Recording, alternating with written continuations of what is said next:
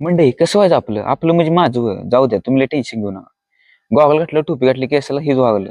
घरातली म्हणली अल्ट्राटेकच बोलायला आपल्या दिसतोय सर्व का म्हणून. मित्रांसाठी दुःख आडवा अशा टायमाला इग्नोरच मारायचं. आपण काय बोलायचं नाही. हे गाणं एवढं क्वालिटी वाटते ना ऐकायला पण म्हणायला पण लय भारी वाटते फिलीच येते एकदम असं. आणि बस स्टँड गेलो केसाला डॉट लागलेला.